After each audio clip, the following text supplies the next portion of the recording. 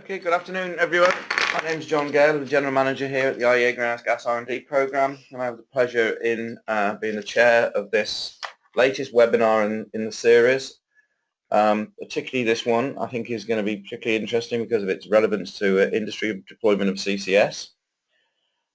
Just very simply, those of you that don't know who we are, we're a program founded under the IEA's Energy Technology Network. We've been in place since 1991. We have 32 members from 18 countries plus OPEC, EU and CIAB. That's an advisory body to the IEA. We are very much a member-focused organisation that the members set our strategic direction and our technical program, and having many industry representatives around the table, obviously there's a lot of focus and interest on industry-based CCS.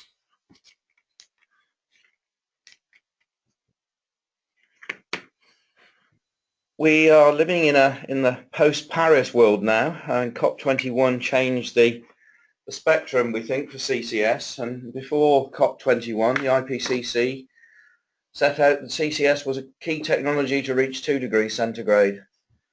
Post-Paris, we now have a new target of going below 2 degrees centigrade, and in that case, we think CCS will be even more relevant. And a point to make here that CCS post-Paris is we're going to need to mitigate emissions in all sectors. So it's not just the power sector, but CCS is going to be also important in industry, and it probably is the only technology that can significantly mitigate CO2 emissions in the heavy manufacturing industries like steel, cement, etc. And hence the reason for this webinar today is the latest in a series that we've done now since starting in 2008. Looking at cement, iron and steel, pulp and paper, hydrogen manufacture. Now this is the one today, and oil refining, LNG production will come down the line. And for most of these studies, we've been extremely pleased to have Stanley Santos taking the lead and working with us on this. Stanley, I think many of you will know, for many years was seen as an expert in oxy-combustion. He set up and got running our oxy-combustion conference series. Unfortunately, despite Stanley's major efforts, we still don't have an oxy-combustion demonstration project yet, but that's certainly not as a result of the hard work that Stanley put into that area. And now he's very much been leading on our work on industry CCS. And just before we move into the program itself, I'd just like to say on behalf of the program, thank you to Stanley, because Stanley is now moving on to embark on a new part of his career. He's going to leave a major gap behind him here for us, but we will endeavour to sort of continue the good work and this high technical level of work that the standard that Stanley has set for us. So Stanley, thank you very much indeed, and take away your presentation on CCS deployment in hydrogen manufacturing. John, thanks for your kind introduction. I hope I will not make you cry because I'm leaving. Anyway, I'm still okay that, as I mentioned, I will still happy to support the program, as the program has given me the opportunity to have my career grow and to gain my expertise not only in oxy-combustion but also in the industrial CCS world. Anyway, for my presentation today, I'll discuss more about the technical economics of deploying CCS in the hydrogen production using natural gas as feedstock and fuel.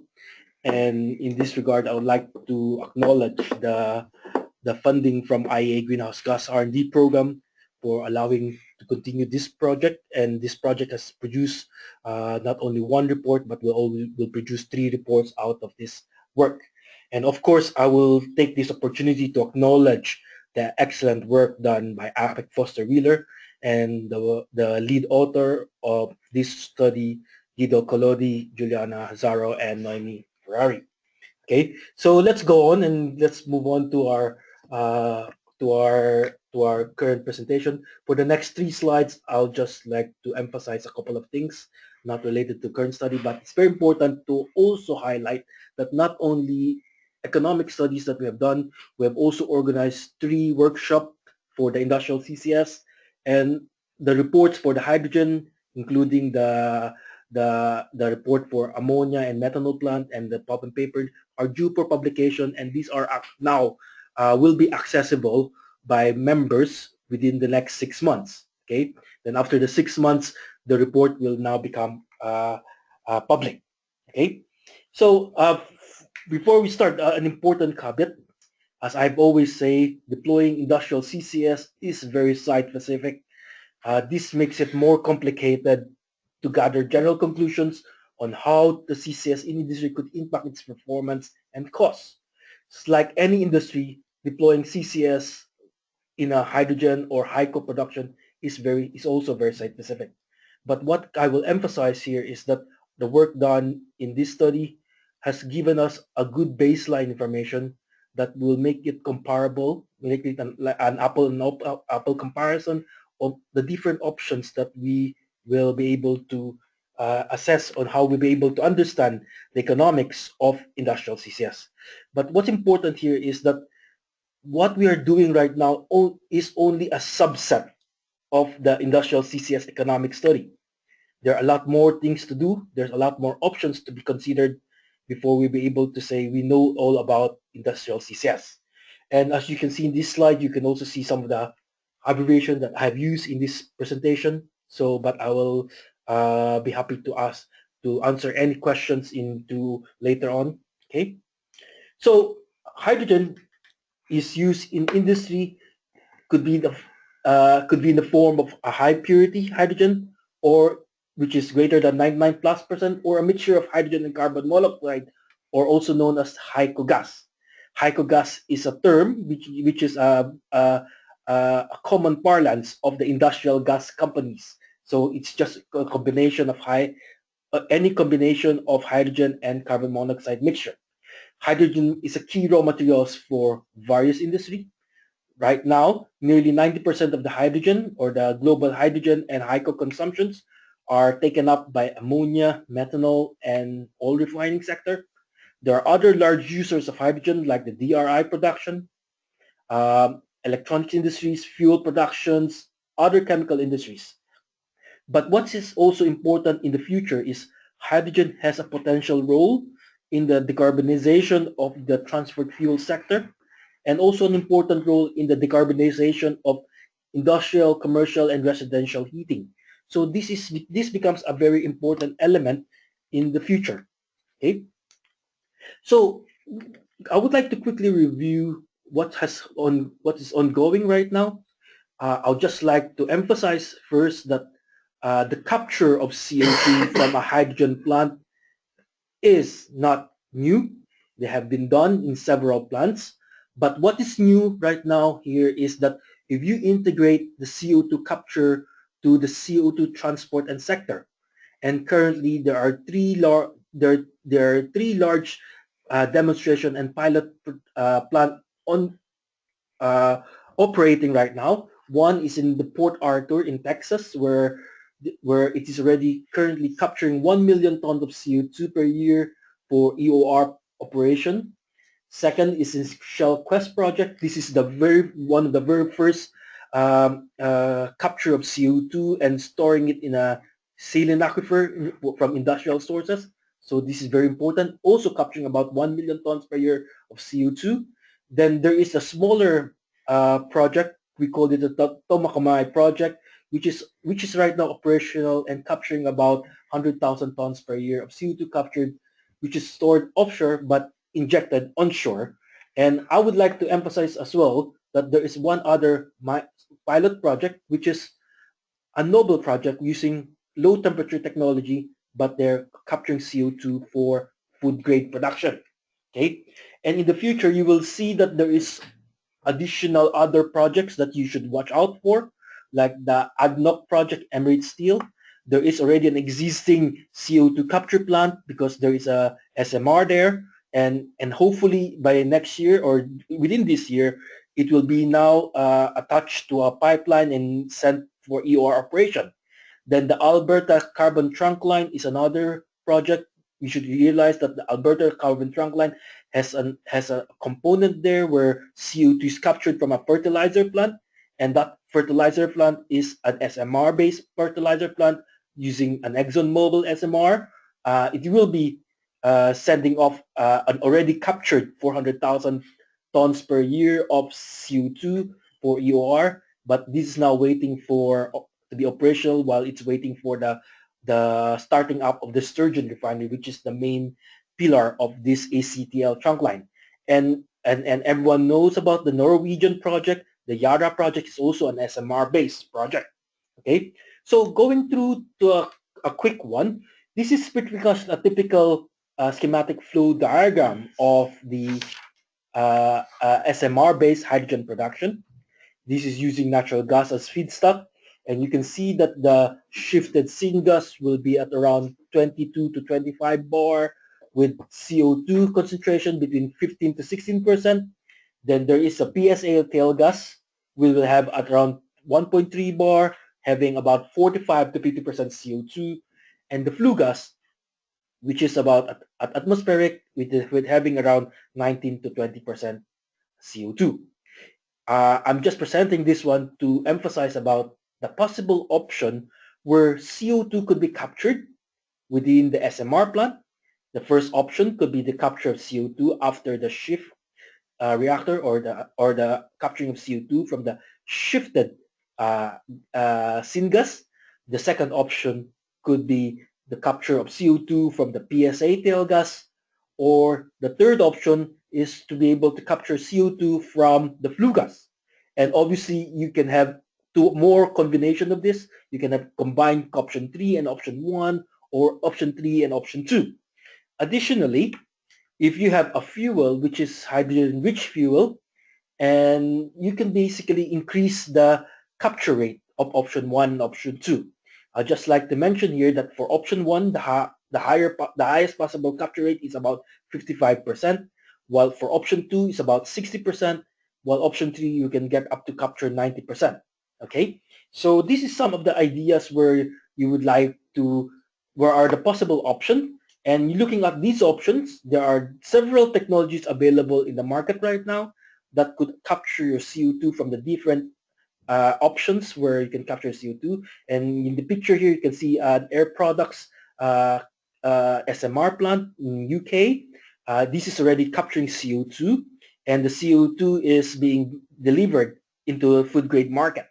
So in option 1, you can use chemical absorption, which is the conventional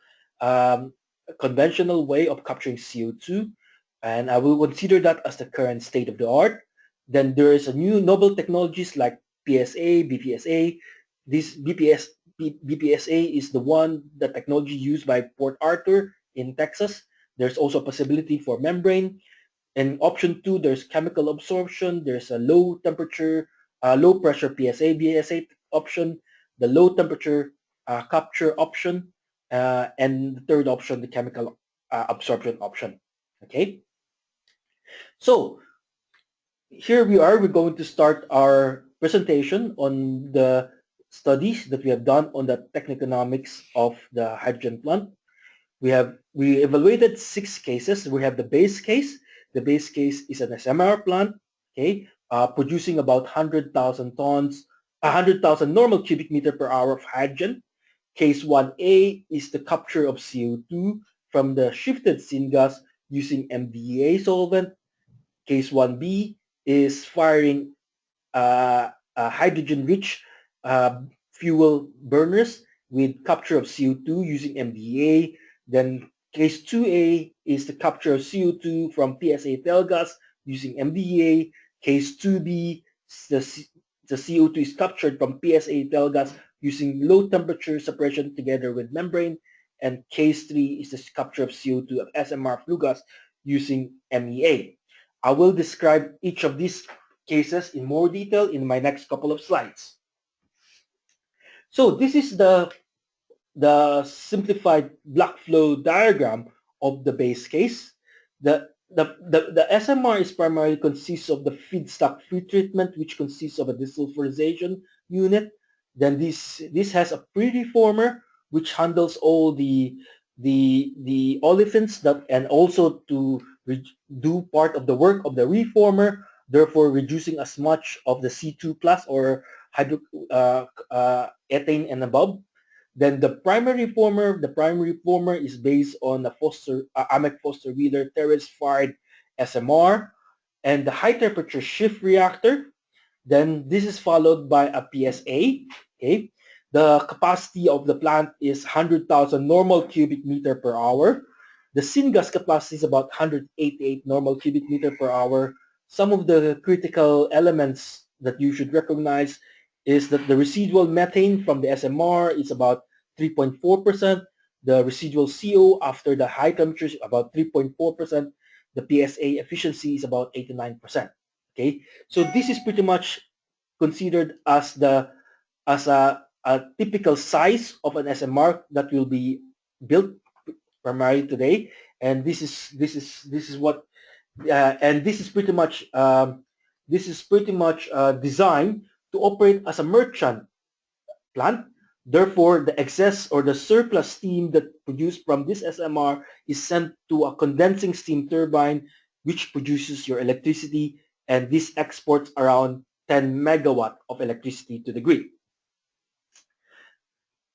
Going to the first case, case 1A. This is this SMR plant is an identical SMR. It's nearly an identical SMR plant to the base case. However, this will incorporate the capture of CO2 from the shifted syngas using MDEA solvent. Okay, what you can see in this slide is the red with all the red boxes, which are the major changes to the plant. Okay, so instead of a condensing steam turbine, we will have a back pressure steam turbine. We have an additional CO2 capture plant and the CO2 compression and drying. Okay, and additionally, what you can see here is we also need to do some little changes to the whole SMR plant. Firstly, once you captured your CO2, you remove the CO2 from the shifted syngas. The tail gas will have a higher LHV value as compared to the tail gas of the base case. Therefore, you may need to require some burner tuning, or maybe requiring additional DNOx plant to handle the NOx regulation within the site. And furthermore, in order to be able to accommodate the additional steam demand of the CO2 capture plant, what we have done here, we also incorporated some additional changes to the heat generation section. Therefore, we have modified a couple of the heating coil in the flue gas side of the reformer to be able to expand the steam generation side to accommodate the steam requirement of the CO2 capture plant. Going to the next slide, which clearly shows the schematic black flow diagram of the CO2 capture plant. What you can see here, this is pretty much a conventional chemical absorption scheme with an absorber and a sweeper. Okay, you can notice that the exit gas from the absorber goes back to the PSA, is fed back to the PSA, while the sweeper,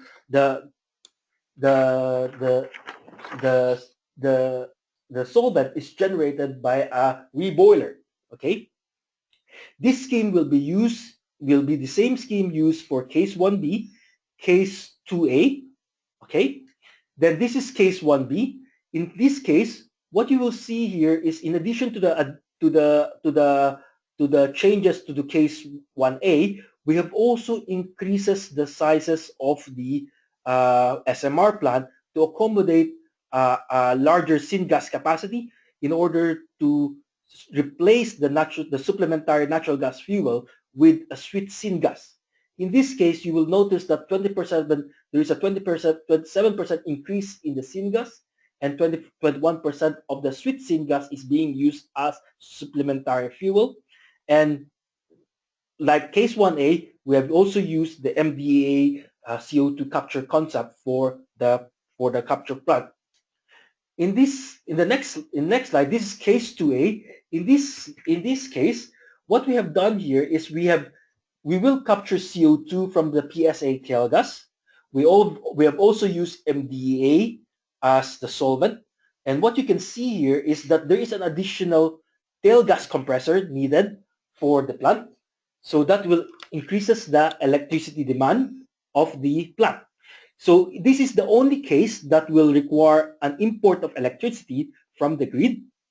And as you can notice that this is because this is the limitation of the amount of steam generated for the that will allow the use that will or the amount of electricity generated by the back pressure steam turbine, which which need to be balanced to the steam requirement of the CO2 capture plant.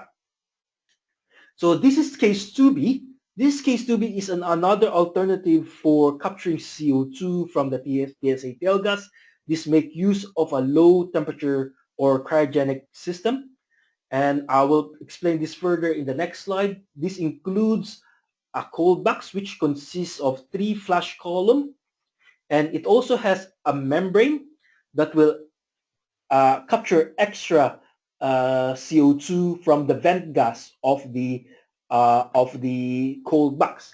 What's important here is that this option, you can reconfigure this option to capture or to produce extra hydrogen from the plant. But in our case, we didn't employ this option primarily because by capturing more hydrogen from the vent will only increase the natural gas consumption. So what we have only did here is we only tried to reduce as much CO2 as possible. Therefore, we didn't increase the hydrogen production. In one of the important bit here is that you can see here is that we need the membrane in this configuration primarily because we would like to achieve at least the 99+% purity of the CO2. Therefore, we should be able to increase the purity of the CO2 by adding the membrane as well. Then the last case is case 3, is a capture of CO2 used from the SMR flue gas. It is based on MEA plant or MEA plant. And the next slide will show the configuration of the MEA plant. This clearly shows that we have employed a split flow configuration, and that could be seen in the yellow box there. And this yellow box could be very critical as this will be dependent on the licensor technology. Okay.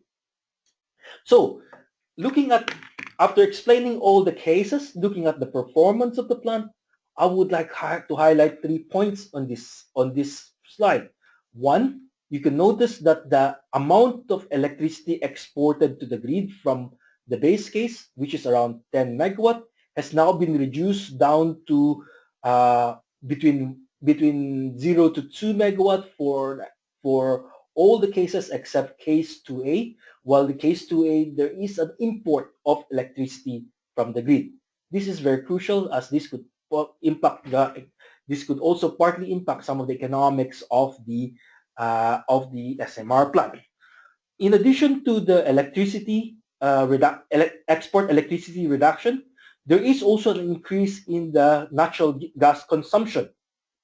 Primarily, there is mainly for case 1. For all the cases using chemical absorption technology, we have nearly increases the natural gas consumption by around 2 to 4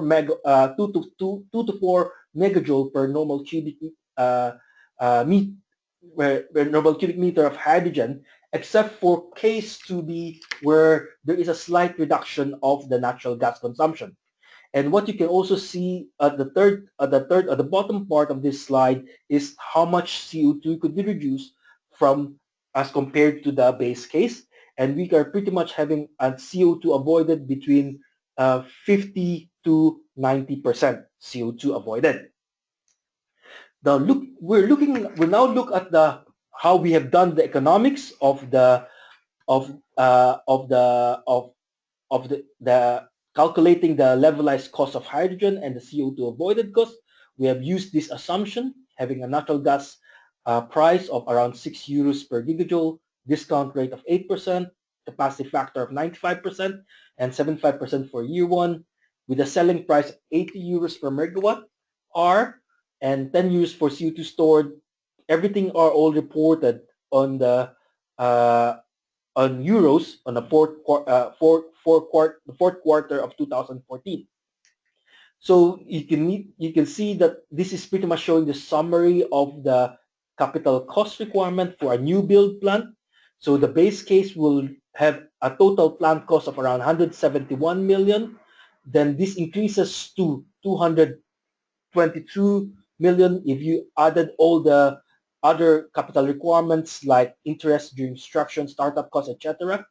Then and you can notice that the increase in the capex as compared to the base case will be ranging from uh, 30 million to 130 million euros in terms of total plant costs, and basically in terms of total capital costs, it's about up to around 200 million euros extra requirement. Okay, so these are some of the assumptions that we have used in the calculation of the total capital requirements. I will just leave it here for a few seconds to give you some time to look at it. And I believe these slides will be available publicly, so you can get hold of this one. Okay. So this is pretty much showing the results of the annual operating costs. And you can notice that the top three increase in the annual operating cost includes the maintenance cost, the feedstock and fuel, and supposed to be that red bit should be the electricity export and import. Okay, so primarily there is an increase of around up to 3 million euros for per year for the maintenance costs, and up to about 7 million for the fuel and feedstock, and a reduction of revenues of about 6 million, 6 to 7 million for the electricity export. So this shows you the breakdown of the levelized cost of hydrogen, and you can see that the levelized cost of hydrogen for the base case is about 11 cents. But if you added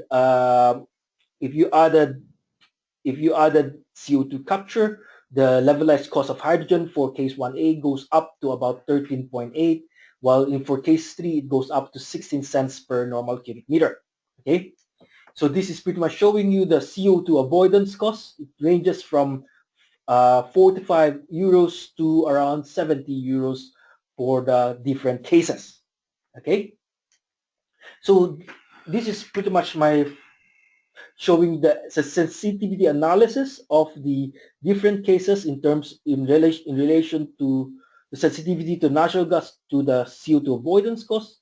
What you can see here that case 1A is still the current state of the art. It is the lowest CO2 avoidance cost.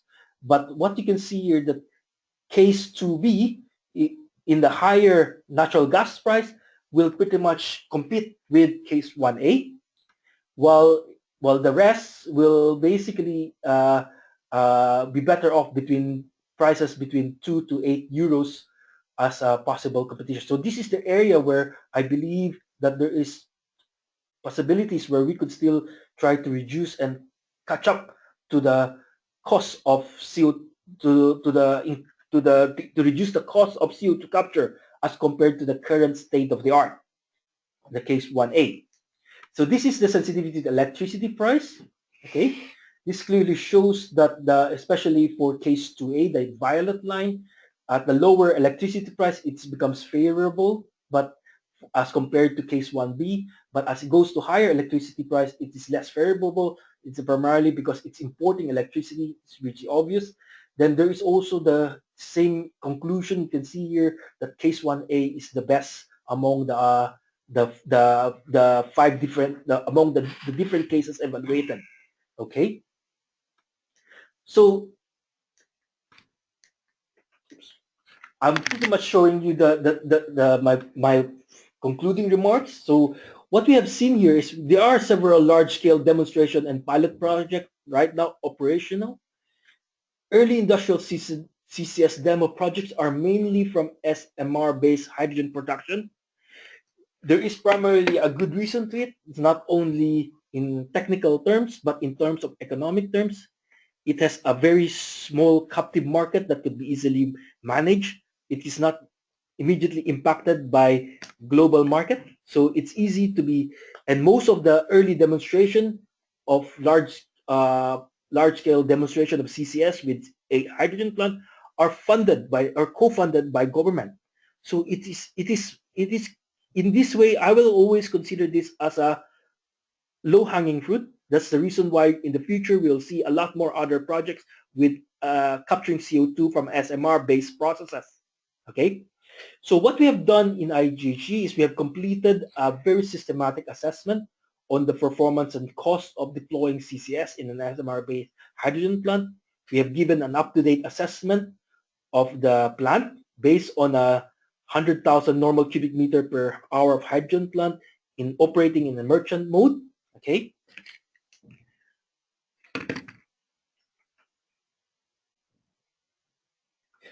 Then basically the current state of the art technology for capturing CO2 from SMR is still the case 1A, which is pretty much evident in the results that this could serve as a benchmark in terms of performance and costs for other studies. Okay, the incorporation of chemical absorption CO2 capture will require an increase in the natural gas consumption ranging from 0.46 to 1.41 megajoules per normal cubic meter of hydrogen, except for case 2A, will also require an additional import of electricity from the grid. The hydrogen plant for case 2B using cryogenic has become more advantageous for regions where there is high natural gas price. Additionally, there are also options for this configuration to capture more to produce more hydrogen, but we have not done this study. But this could be a very suitable application for the bottlenecking of the plant.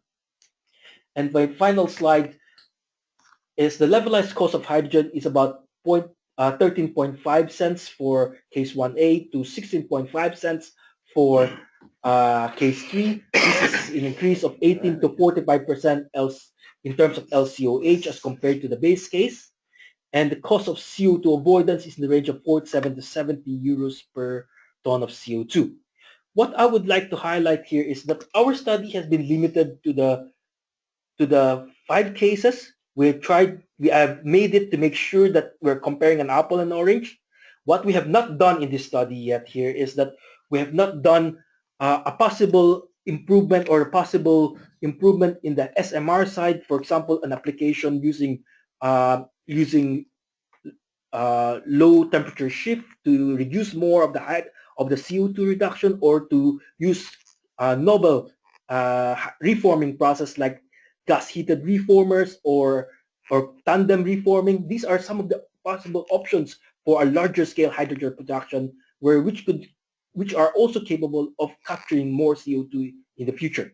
We have not touched on this one, and I hope that the future study will touch on this one.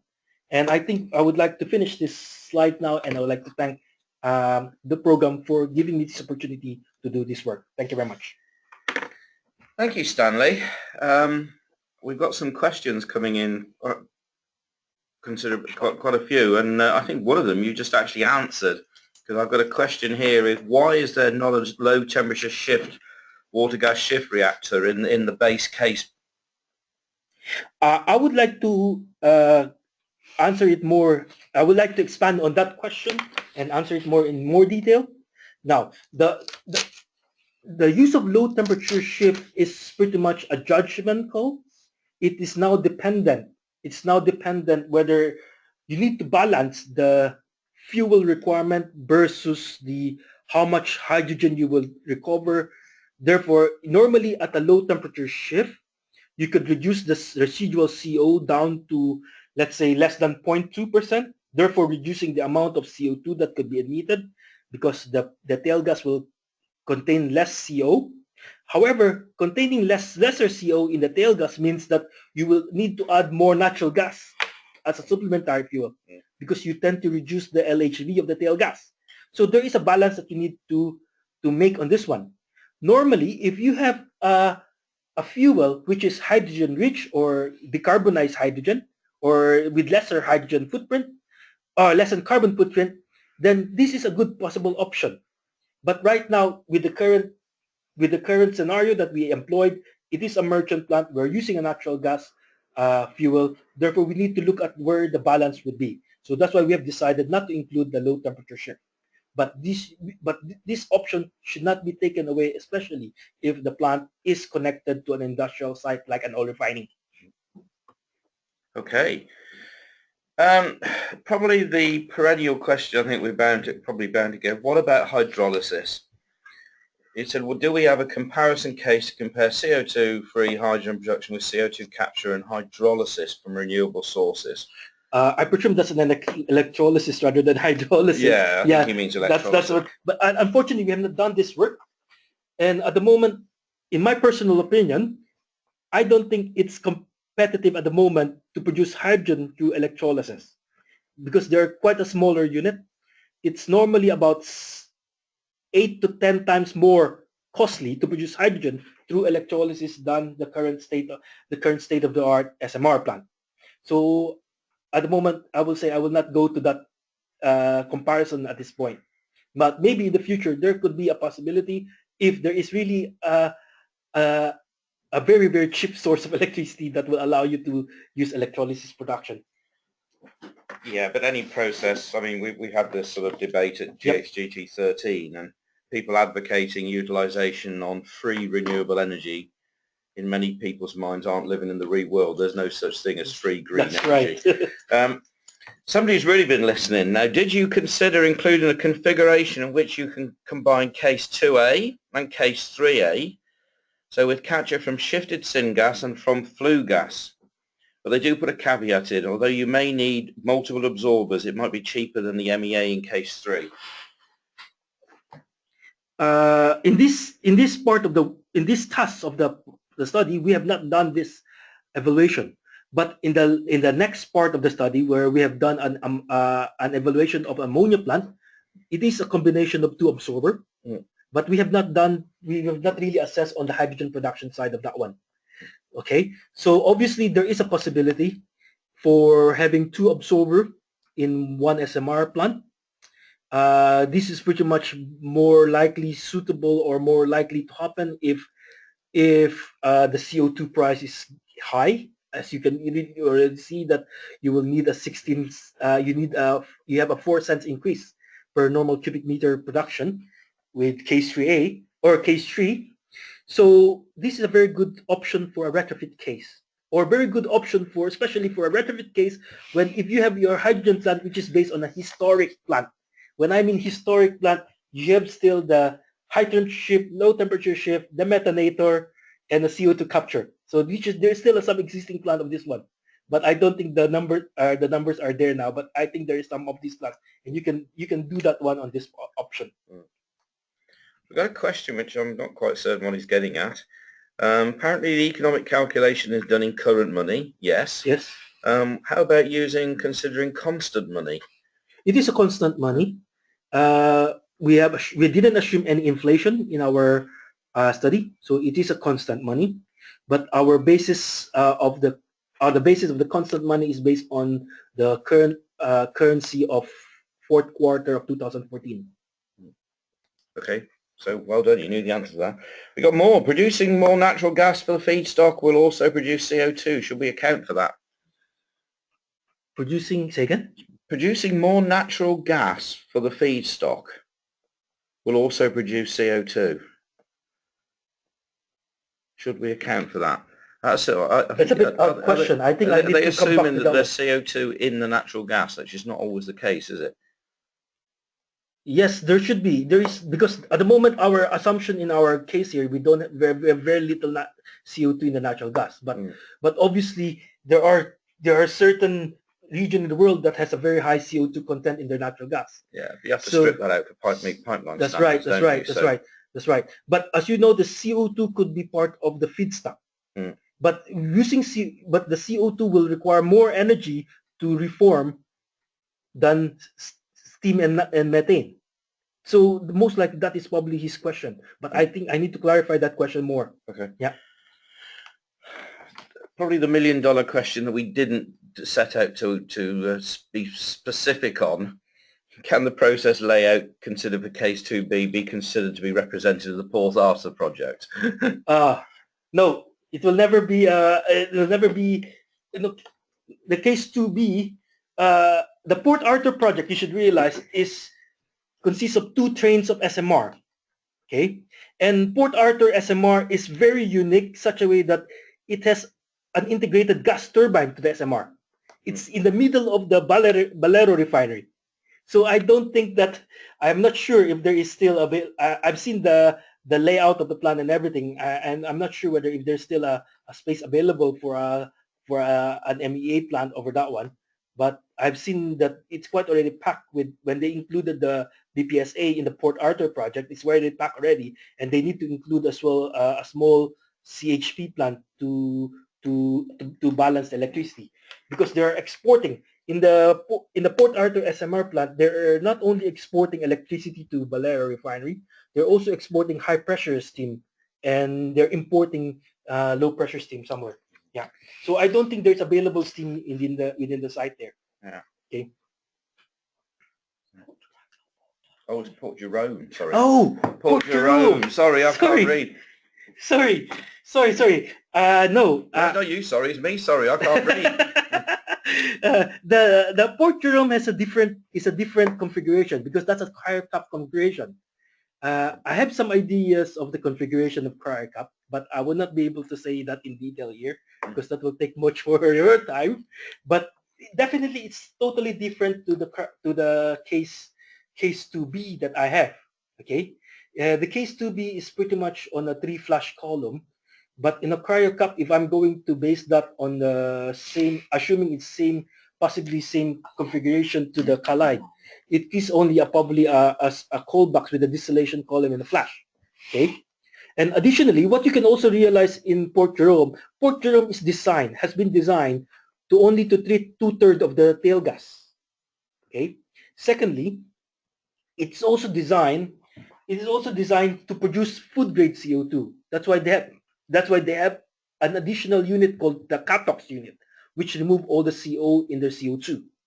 So I will not say that it is the case 2B is similar to the case 2A, to the Port Jerome configuration, but there will be some, but the principle will be very the same.